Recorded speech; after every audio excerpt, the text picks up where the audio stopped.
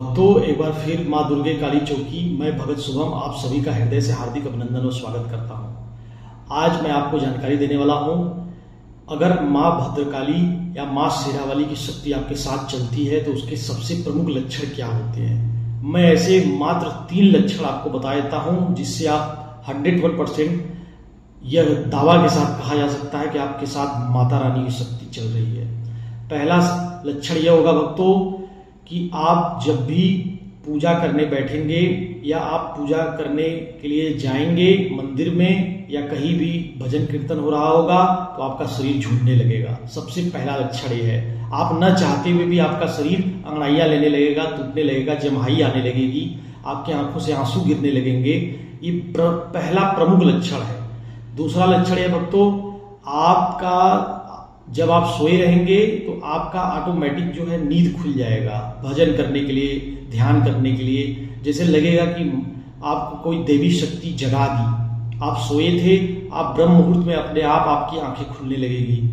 आपका जो है दिल बहुत बेचैन रहेगा, जैसे लगेगा कि मुझे कोई पुकार रहा है, बुला रहा है, कोई आवाज दे रहा है, ऐसे कोई आपको शक्ति कोई खींच रही है। तीसरा सबसे बड़ा प्रमुख लक्षण है भक्तों, जब भी आप सोएंगे आपको स्वप्न में माँ भद्रकाली के दर्शन होने लगेंगे, आपको मंदिरों का दर्शन होगा, छोटी कन्याओं का दर्शन होगा।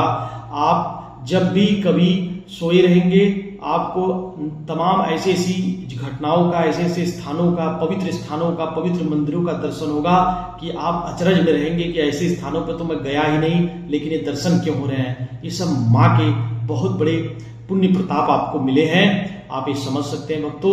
ये 3 प्रमुख लक्षण हैं। और इसमें एक खास बात और बता दें कि जब माता की शक्ति चलती है तो उस भगत का या उस सेवक का, उस दास का, उस जो चाहे वो कन्या हो, चाहे वो कोई बेटा हो, हर किसी के ऊपर शक्ति आती नहीं है। और जिसके ऊपर शक्ति आएगी, अगर माता रानी का कोई भजन चल रहा हो, बाबा गुरु गोरखनाथ का भजन चल रहा हो, तो वो अपने आप उसके ऊपर शक्ति आकर खेलने लगेगी।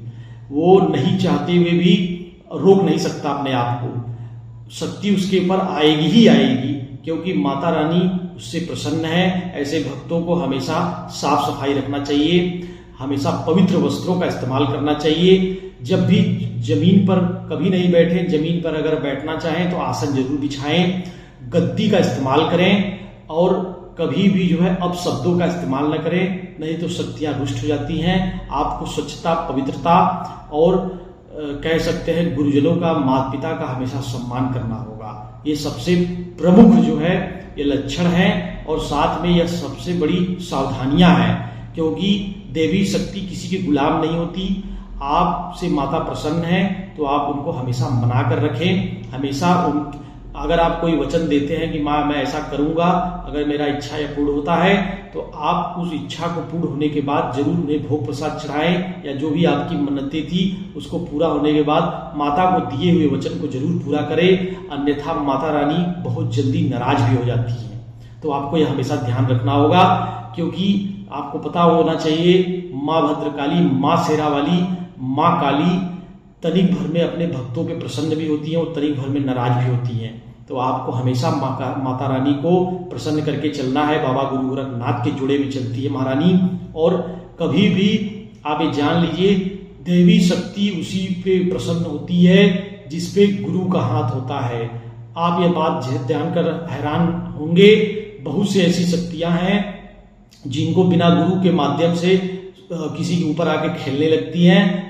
वो एक प्रकार से देवी शक्ति हो भी सकती है, ऐसा नहीं कहा जा सकता कि सारी शक्तियां प्रेत शक्ति होती हैं, लेकिन अगर वो देवी शक्ति भी होगी तो आपका भला नहीं कर सकती।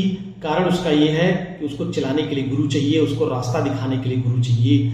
आपके ऊपर तब संकट घेरने लगेंगे, आपके ऊपर संकट आने लगेंगे। इसलिए कभी भी आप अगर गुरु दीक्षा लें तो प्रमुख गुरु का चुनाव करें, उचित गुरु का चुनाव करें, जिससे आपके जीवन में रोशनी हो, प्रकाश हो, आपका जीवन सदैव प्रफुल्लित रहे और आप जीवन में उच्चतम शिखर को प्राप्त करें। भक्तों, यही मेरा आज का संदेश था। जय माता।